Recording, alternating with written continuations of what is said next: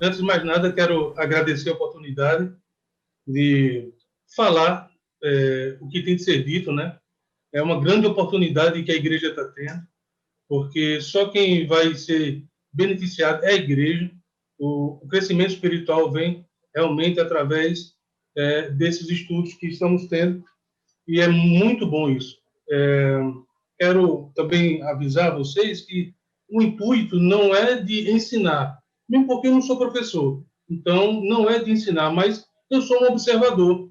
E como observador, eu vejo que tem algumas coisas que podemos, sim, melhorar. Então, é, eu vou passar aquilo que eu tenho observado quanto à condição do novo convertido, tá bom? Então, eu trato o novo convertido como uma folha em branco, né? O novo convertido, ele é acrescentado à igreja e a grande maioria chega com muitas dúvidas e sedento de conhecimento em um universo que é totalmente desconhecido deles. Alguns trazem realmente uma bagagem de conhecimento, mas que na qual não vai acrescentar em nada no que eles vão encontrar, né?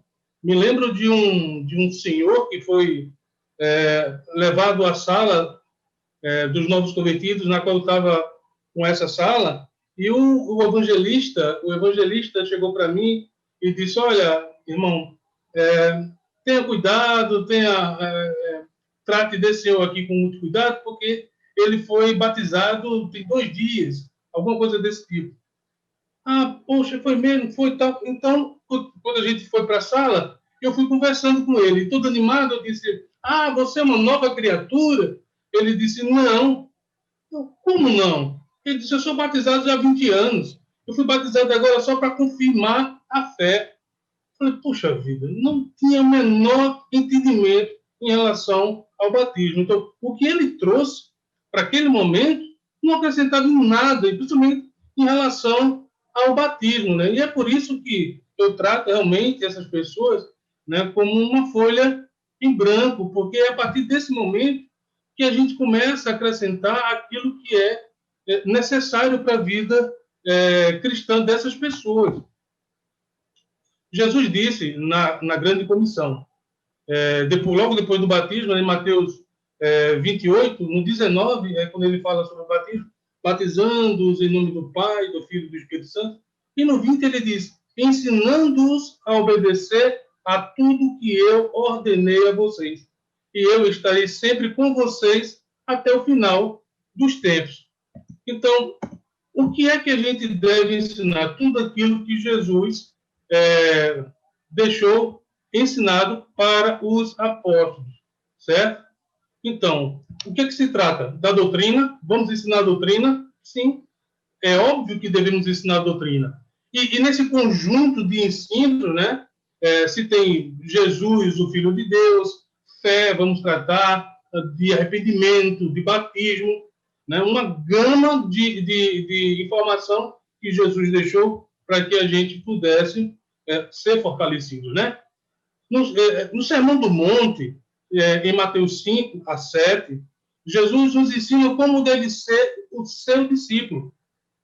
E ele diz, logo no início, né, a partir das bem-aventuranças, ele diz: humildes, mansos, justos, limpos de coração, pacificadores, não ser ansiosos, ser luz, sal, buscá-lo em oração. Aí, buscar em oração faz a gente pensar um pouco. Veja que a primeira coisa que foi dita hoje, quando começamos, foi: esquecemos de orar ontem. E foi interessante, porque só foi lembrado no final. O irmão disse: olha, esquecemos de orar. Mas a culpa foi de quem? Foi do irmão? Não. Foi nossa. Foi todos nós, cristãos, que estamos presentes nesse estudo ontem, somos culpados, porque não lembramos de orar ao Senhor. A única ferramenta que temos de ter essa comunhão com Deus, de pedir a Ele, de agradecer, é a oração. E esquecemos de orar para fazer uma coisa grandiosa, que é para falar das coisas de Deus. Então, esquecemos de orar. Né? Ser humildes, ser manso. Eu fico pensando que eu preciso muito aprender ainda a ser humilde. a ser pacífico ou deixar de ser ansioso, por exemplo. Eu tenho um filho que mora em Minas Gerais, em Belo Horizonte, e ele vai vir para aqui para casa, ficar aqui conosco até janeiro, e ele vai chegar domingo que vem. Eu já não estou mais dormindo direito.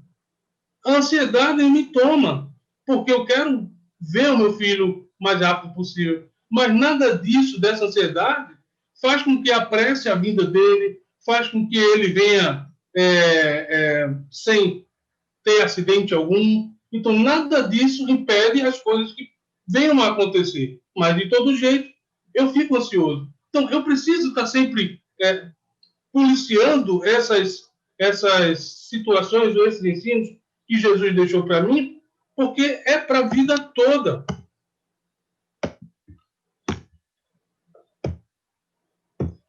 Opa!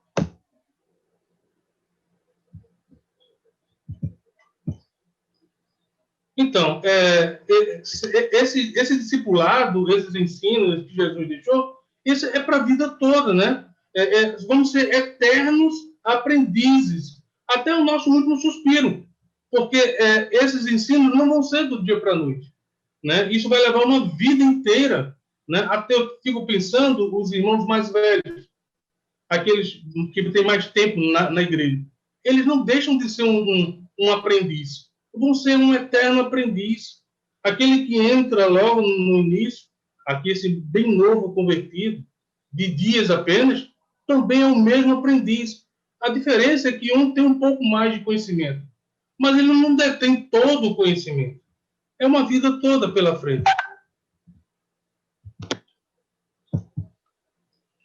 Então, quais são as informações que devem ser preenchidas nessa folha, que é o novo discípulo? Essas informações, temos que lembrar que elas definirão os futuros obreiros. E para quem viu ontem a mensagem do Idalice, faz a gente pensar um pouco sobre esses obreiros, não é? Essas pessoas que hoje devem ter um pouco mais de cuidado com as coisas de Deus, e muitas vezes falta uma base, falta alguém que os incentive. Então, o que a gente ensina hoje a esses novos convertidos vão influenciar amanhã os evangelistas, os obreiros, vão influenciar aquele discípulo que um dia vai fazer algo pela igreja. Então, é importante a gente lembrar dessa fundação que é o novo convertido.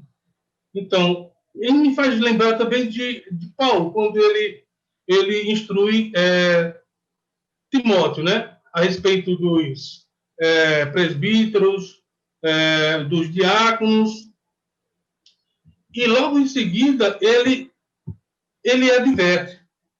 Em 1 Timóteo, capítulo 3, versículos 14 a 15, ele diz: escrevo estas coisas, embora espere ir vê-lo em breve, mas se eu demorar, saiba como as pessoas devem comportar-se na casa de Deus, que é a igreja do Deus vivo, coluna e fundamento da verdade.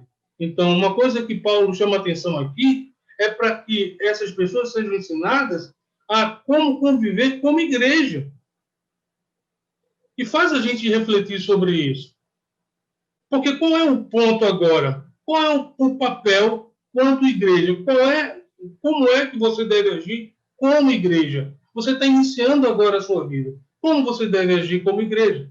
Quais são as regras da casa? Precisamos saber quais são as regras. E eu estava lembrando de uma coisa que aconteceu comigo. Quando eu fui me casar, minha mãe que veio conversar comigo a respeito do novo momento em minha vida, desse casamento dessa vida que ia começar comigo.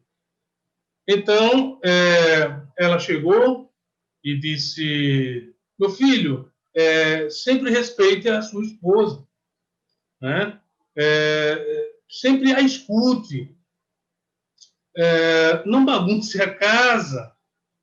E ela disse uma coisa interessante que eu nunca tinha feito, porque desde cedo que aprendi isso. Ela disse: quando você for tomar banho, pegue as suas obras e lave. não deixe para sua esposa lavar. E eu disse, mas eu nunca fiz isso, mano. E ela disse, é por isso que a gente tem que lembrar, para que em casa nova, regra nova. Então, eu estou lhe avisando como você deve fazer, mas as regras serão de vocês. Então, isso me fez pensar muito sobre as regras da casa, como devemos agir. Tem o nosso irmão Gabriel, você está aí? Estou aqui sim, Márcio. Você pode responder umas perguntas minhas, não vou deixar você constrangido. Claro, fica à vontade. Tá bom. Então, você, meu irmão, está prestes a se casar, não é verdade? Uhum, estou sim. Você está construindo, reformando sua casa para ir morar com sua esposa, né? Sim, sim. Muito bom. Você já sentou com ela e já definiu regras sobre a casa, Sim. Por- de convivência? Uhum. Já- Não é gra- bom isso. É bom.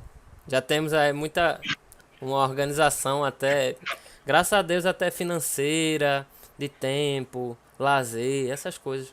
Já tem, graças a Deus a gente tem já. Isso é muito bom. Então, aquelas regras de convivência, você já andou conversando com sua futura esposa, Sim, sim. né? Uhum.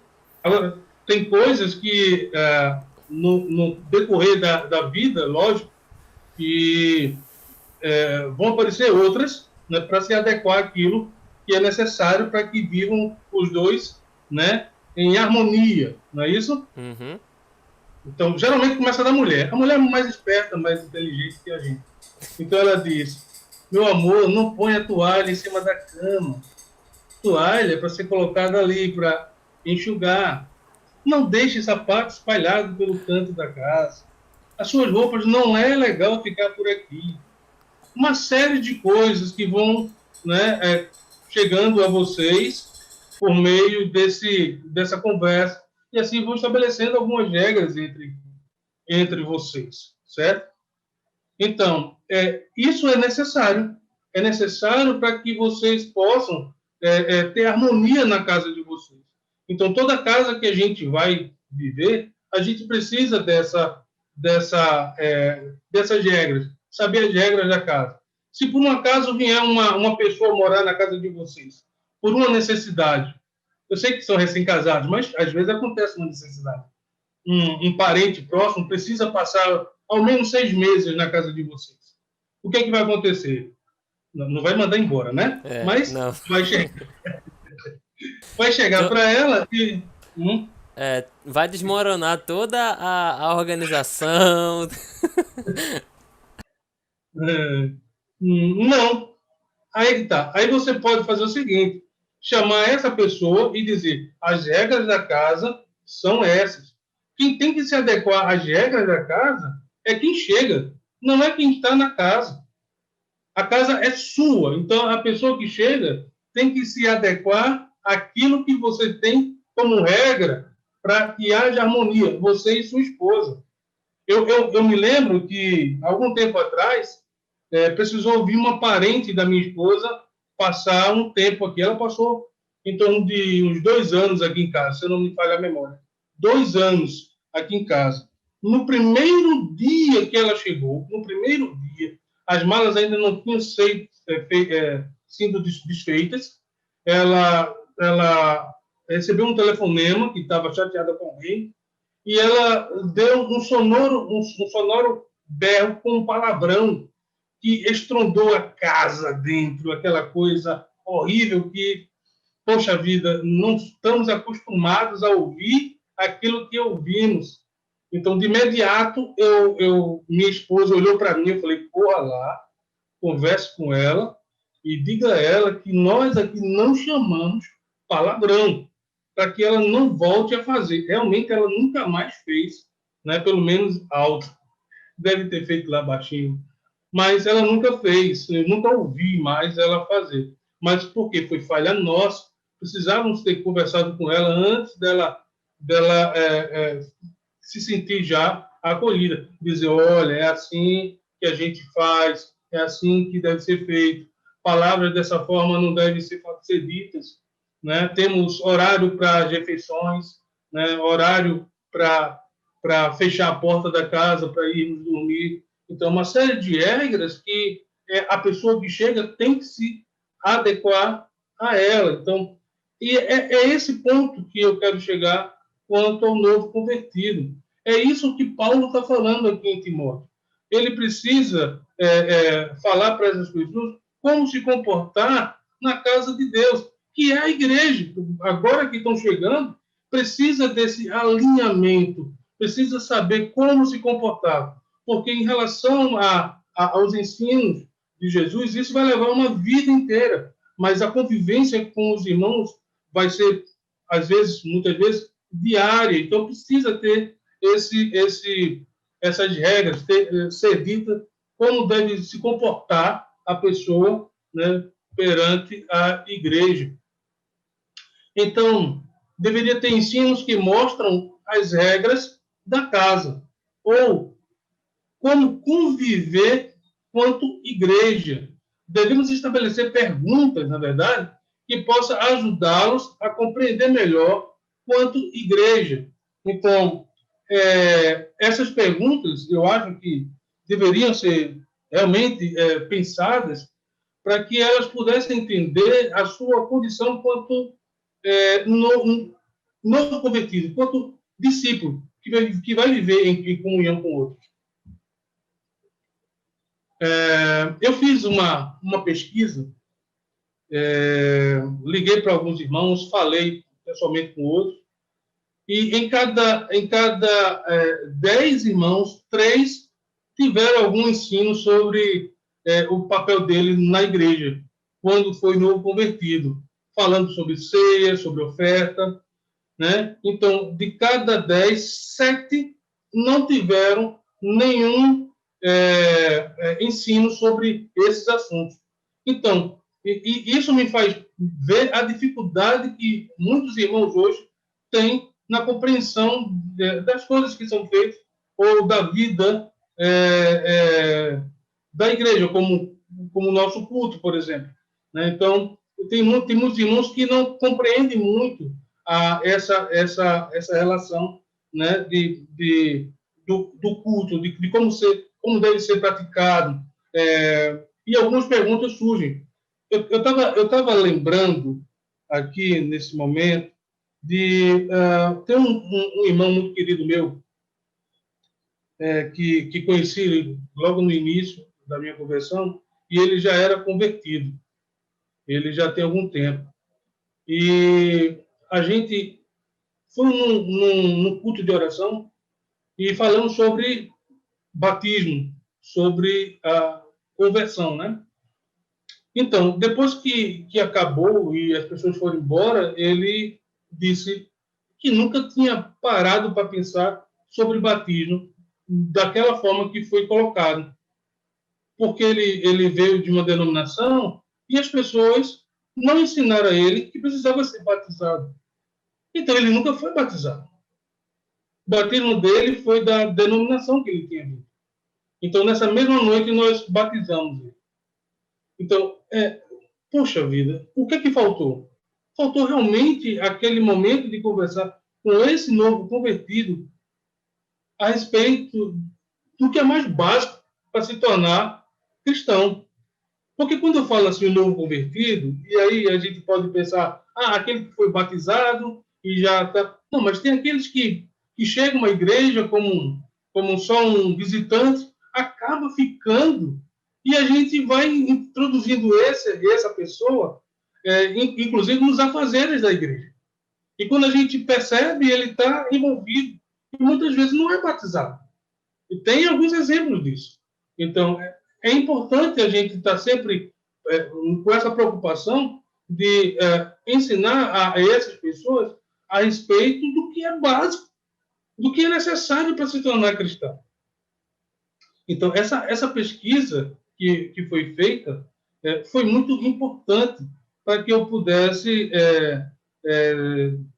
trazer o que eu estou trazendo hoje, porque é necessário que que todos tenham esse leite, digamos assim, né, a respeito do seu discipulado, né, da sua vida enquanto cristão. Está começando a vida, então vamos tratá-lo como um recém-nascido que precisa do leite. E é necessário esse leite para que haja crescimento.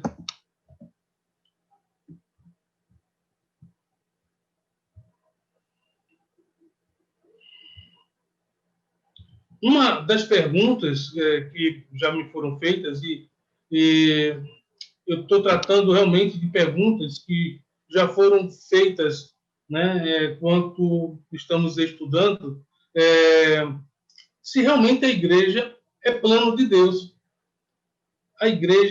Se a igreja é plano de Deus.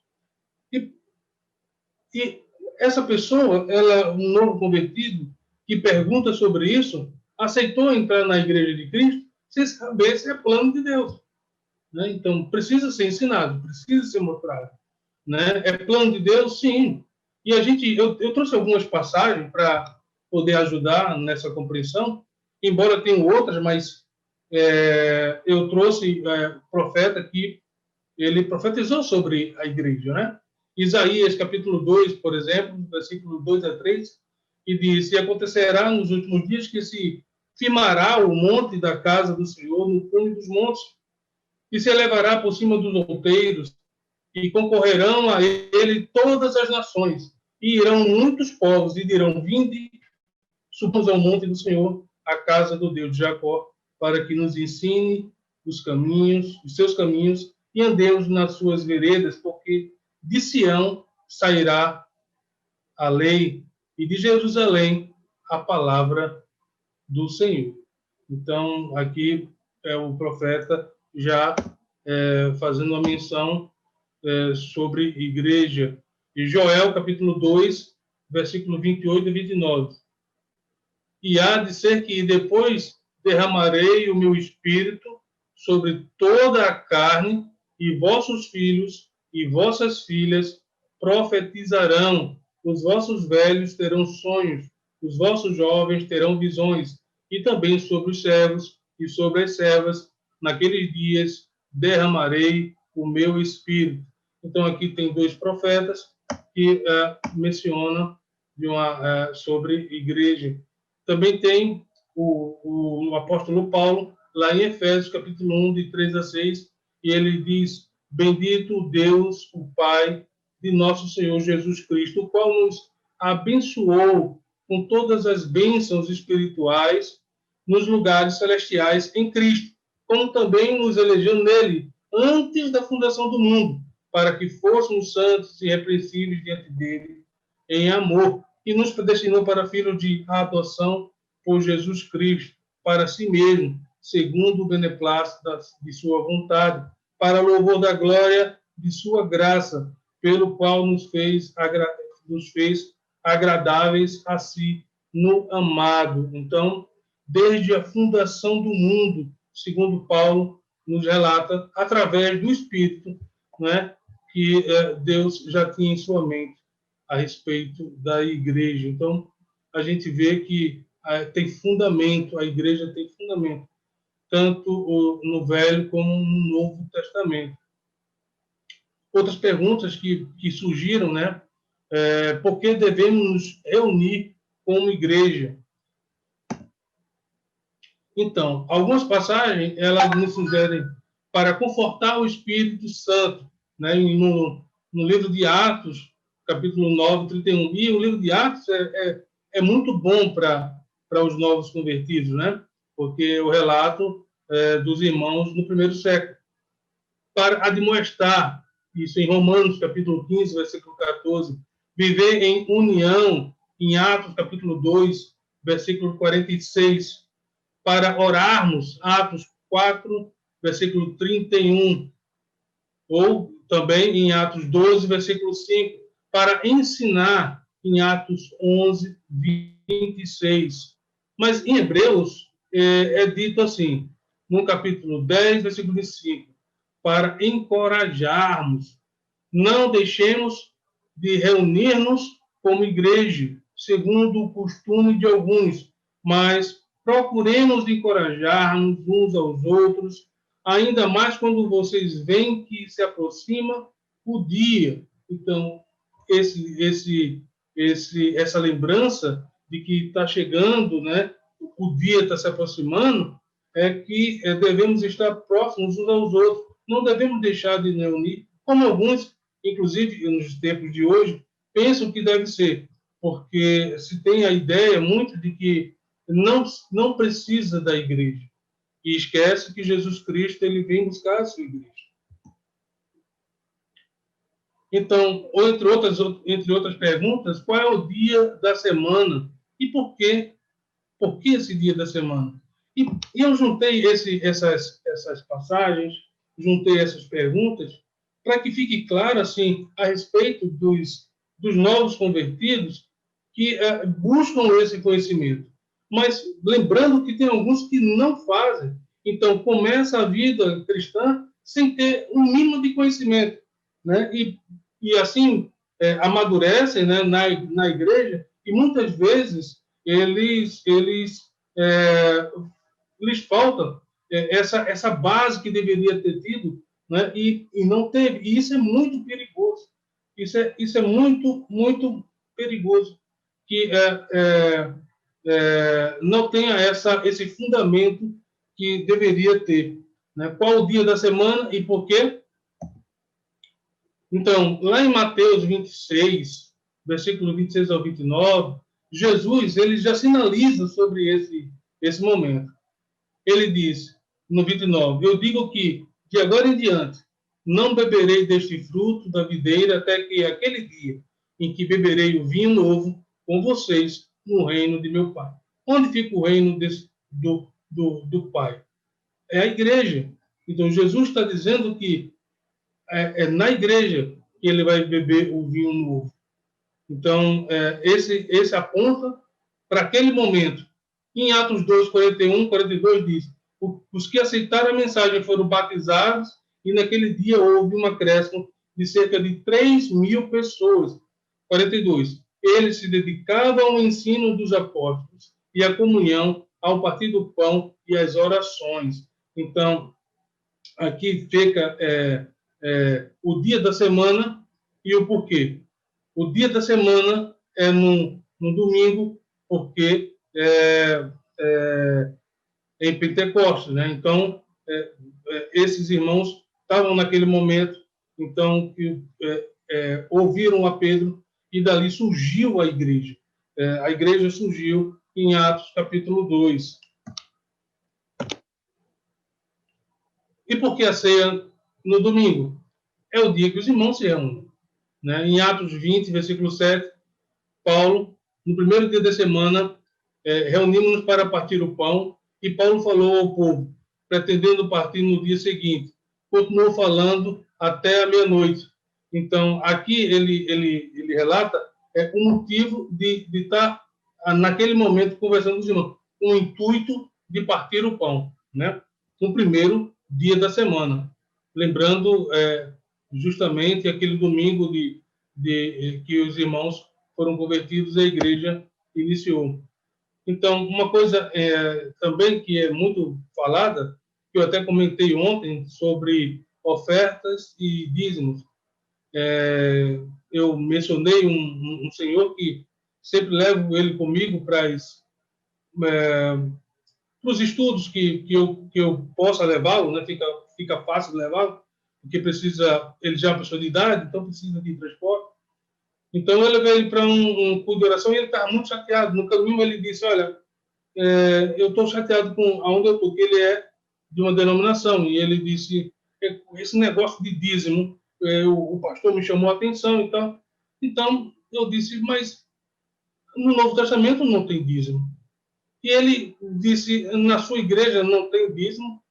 Eu falei, não. Lá nós ofertamos. Aí ele disse, então eu vou para a sua igreja amanhã. Aí eu percebi a bobagem que eu tinha feito, né? Faltou mais conhecimento para passar para ele. E eu disse, não, espera lá, mas também não é assim, não.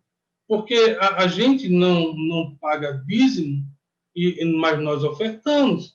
E muitas vezes a oferta, quase sempre a oferta, é maior do que o dízimo. E eu ainda dei um exemplo: alguém que ganha R$ 1.000, se for pelo dízimo, vai pagar R$ 100. Mas muitos dos irmãos pagam 300, R$ 400, porque é oferta e vem do coração. E você não tem limite. Na oferta, você não tem limite. No dízimo, que faz parte, né, do antigo, tem limite, te dá um limite. Aí ele disse: então eu não vou mais. Não foi mais, não mencionou mais, não comentou mais se iria ou não para a igreja, não mencionou mais, não falou sobre o dízimo. Então, a observação da anulação da velha aliança. Então, tem que mostrar que esse momento passou. Em Hebreus 7, 18, 19, mostra justamente essa anulação do que era velho, da velha aliança. Versículo 18. A ordenança anterior é revogada, porque era fraca e inútil. No 19 diz: pois a lei não havia aperfeiçoado coisa alguma, senão introduzida uma esperança superior pela qual nos aproxima de Deus. Em Atos, capítulo 4, versículo 32 a 35, mostra da inutilidade da lei à necessidade do irmão. E essa passagem é quando todos eram supridos em suas necessidades. Então, mostra da inutilidade à necessidade do irmão. Então, o novo convertido tem que entender que existe uma grande necessidade que haja a oferta, né? Então, também tem a expressão do amor na oferta de Barnabé, né? Que é a continuação desse capítulo. Então, José, cognominado pelos apóstolos de Barnabé, que quer dizer filho de consolação, levita, natural de Chipre, possuindo um campo, vendeu, trouxe o preço e o depositou aos pés dos apóstolos. Então, lembrando, inclusive, que Idalício lembrou dessa passagem ontem, e ele explicou bem quem era esse José. Né? Ele era um levita, né? Alguém que era mantido pelos judeus para cuidar das coisas do Senhor. Então, ele não trabalhava. A única coisa que ele tinha, ele colocou para que fosse distribuído entre os irmãos que precisavam. Então, mostra realmente essa expressão do amor em frente à necessidade daquele outro. Então, a gente tem que, ou precisamos, muitas vezes, mostrar que existe essa necessidade da oferta, mesmo porque é uma questão de confiança na pessoa do Senhor. Eu me lembro, e o que eu vou comentar aqui não é que eu quero falar que houve um milagre, não.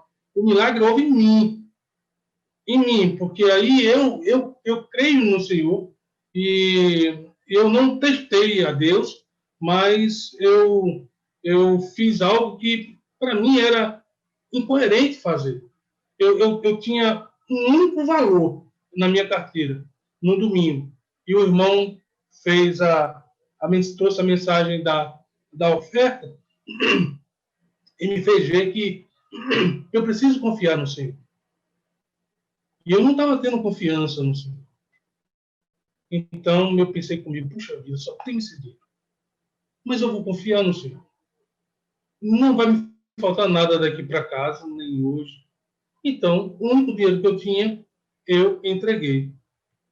E no caminho para casa, uma cliente me ligou e ela disse: você vai estar em casa hoje, no domingo? Eu disse: vou estar em casa. Ela disse: porque eu vou estar viajando amanhã e eu não quero viajar com dívida.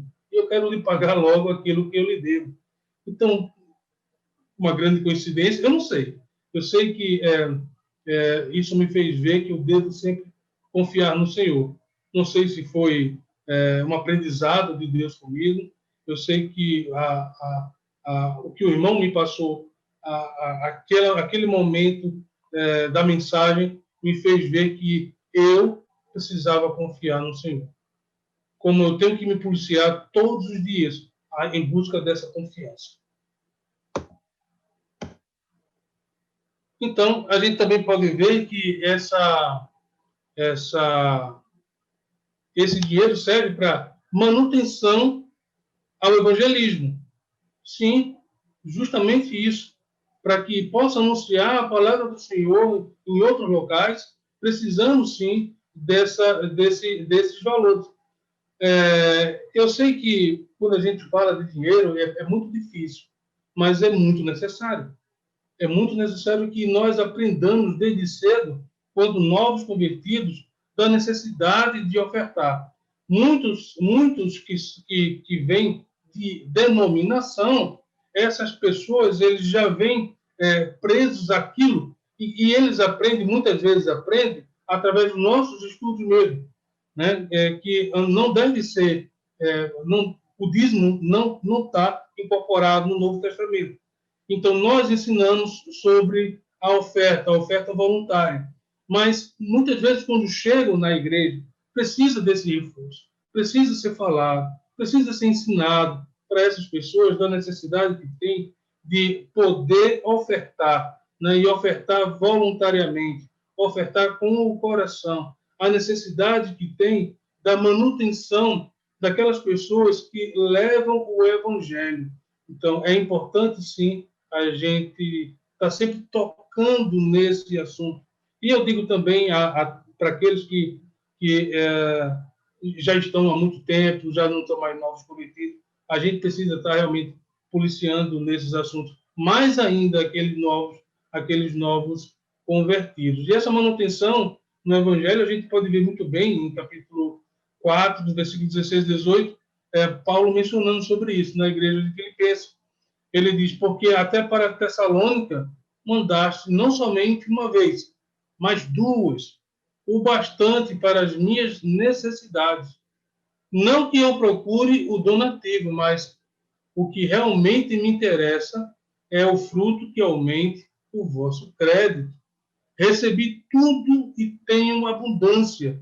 Estou suprido, desde que Epafrodito me passou às mãos o que me veio de vossa parte, como aroma suave, como sacrifício aceitável e aprazível a Deus. Então, mais uma vez, me faz ver que sempre há um sacrifício quando nós abrimos nossas carteiras, quando abrimos voluntariamente para a necessidade daqueles que estão evangelizando. Um exemplo disso é a Colheita Brasil, né, que está fazendo um trabalho maravilhoso. Os irmãos lá em Teresina, que é o que eu tenho mais aproximação e tenho mais ouvido falar, que tem tido frutos, né? É um trabalho penoso, porque tem uma família, mas tem dois jovens, né? Estão longe de suas casas, mas estão lá levando o evangelho do Senhor, né? Passando por situações difíceis, como foi, se não me engano, no ano passado, que roubaram o único carro que eles tinham, né? Hoje já foi suprido com outro veículo, mas graças a Deus, né, que foi suprido. Mas eles passam por dificuldades nesse sentido, né, de estarem longe de casa, passam por situações difíceis, como esse que houve, mas está tendo frutos. E precisamos, sim, colaborar para que esses frutos deem mais frutos, né, para o Senhor. Né? Queremos, sim, que seja uma igreja forte, né, uma igreja que possa mostrar a comunidade, como eles vivem, e assim o Senhor acrescentar mais pessoas à igreja. Então, existe uma necessidade tremenda desse ensino em relação a ofertar desde o início. É uma coisa que minha mulher me falou quando nós tivemos filhos, né, 2 filhos. E a gente procurou uma escola primária para colocar os nossos filhos. E ela tinha muito cuidado nisso. Ela dizia, olha, a gente tem que ter cuidado nesse momento, essas primeiras aulas vai influenciar, aliás, lá na universidade. Esse primeiro momento com o ensino vai influenciar diretamente na universidade. E ela tem toda a razão do mundo, porque tivemos muito cuidado em relação a esses primeiros momentos de escola com nossos filhos. E que deu resultado. Hoje, graças a Deus, deu resultado. Então, é necessário também a gente ter cuidado com essas pessoas, esses novos convertidos, em relação a esses pontos para que eles aprendam bem, para que eles possam desenvolver bem. E assim, logicamente, passar para outras pessoas. Eu me lembro de um irmão que, algum tempo atrás, nós estávamos no pátio de uma congregação e alguém entrou e veio pedir uma informação. E estávamos de longe, olhando a pessoa pedir informação de um e outro. E não conseguia ser respondido naquilo que estava querendo. Até que chegou um irmão e respondeu. Então, ele disse, poxa, foi-se um tempo em que alguém entrava aqui e perguntava a qualquer pessoa e qualquer um de nós respondia. Eu fiquei chocado com aquilo. Fiquei chocado, porque não é possível que possa mudar, né, dessa forma. Porque é bem verdade isso. A gente vê, e eu tenho experiência de ter conhecido pessoas dentro das igrejas de Cristo, pessoas que já estão maduras na fé, mas que acreditam não falar em línguas, né? Que não vê com tanta importância o batismo. Isso me deixa muito triste em relação a essas pessoas, em relação a esses novos convertidos que chegam e encontram dessa forma. Precisamos ser fortes, precisamos ter consciência de que fazemos parte de um corpo muito grande, que é o de Cristo. Então, devemos sim tratar esse corpo com todo o cuidado do mundo. E muitas vezes me parece que está faltando alguma coisa. Está faltando um pouco de zelo. E não devemos deixar isso retroceder. Não devemos deixar. É necessário que busquemos, e é o que está acontecendo através dessas palestras, para que tenhamos consciência de que devemos, sim, melhorar a cada dia. E graças a Deus que alguns irmãos têm feito esse trabalho. Então, uma das perguntas que me chegam e já chegaram como é a liderança bíblica? Como é a liderança bíblica?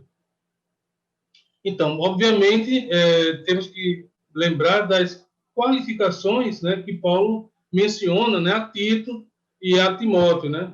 É importante a gente estar lembrando das qualificações que vemos em Tito e em Timóteo, né? Buscando sempre em Deus por meio das orações, né? Essas pessoas, porque quando Paulo vem a Timóteo e a Tito e ele fala sobre essas qualificações, não quer dizer que eles vão ser agora já como presbíteros, mas eles são qualificados ao cargo, digamos assim.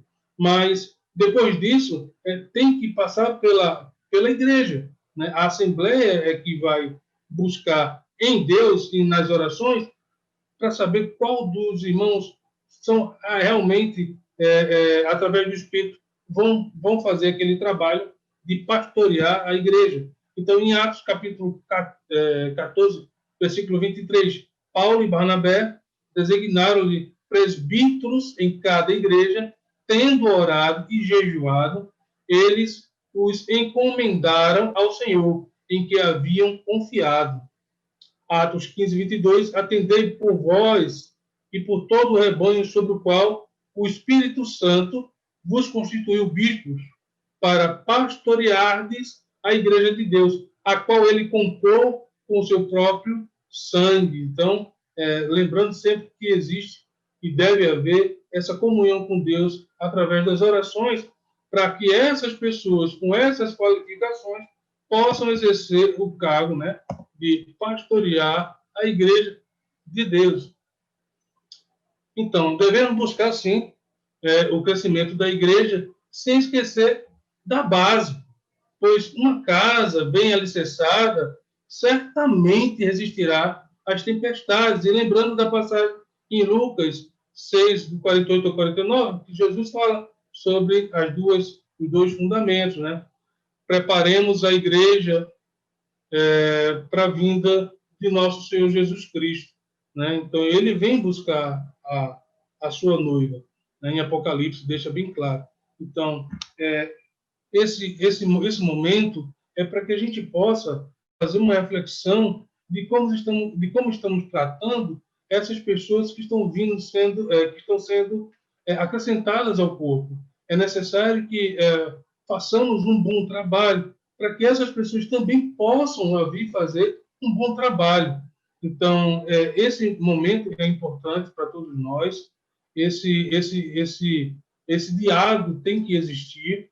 Eu sei que eu não vim aqui com intuito nenhum de ensinar a vocês, mais uma vez, lembrando que eu não sou professor, mas com isso que eu tenho em mente, com outras pessoas que também buscam esse mesmo objetivo, a gente possa fazer o nosso melhor e fazer com que essas pessoas possam ter realmente um ensino adequado para que eles possam incorporar ao corpo do Senhor e assim poder edificar, né, esse corpo. Eu estava lembrando aqui de alguns irmãos que têm alguns estudos muito interessantes, né? Eu sei que tem um que poucos conhecem, é chamado de DBF, Deixa a Bíblia Falar, né? Então, é bem conhecido. Esse é um curso maravilhoso, tem trazido muitos frutos, não é?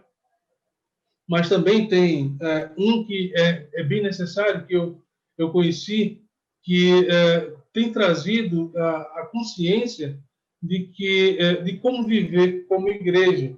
E o curso é a Igreja Bíblica. Então, esse curso da Igreja Bíblica é muito interessante para que a gente possa, quando ensinar, né, aos novos convertidos, ensinar a sua condição quanto o discípulo do Senhor Jesus. Então, esse é um dos cursos que ajuda muito nessa compreensão quanto a ser discípulo. Eu agradeço a todos, eu fico muito feliz por ter tido a oportunidade de falar o que foi dito hoje. Sei que eu devo ter esquecido algumas coisas, porque são muito esquecidas, mas agradeço a todos pela oportunidade de tratar de um assunto tão importante para a Igreja do Senhor.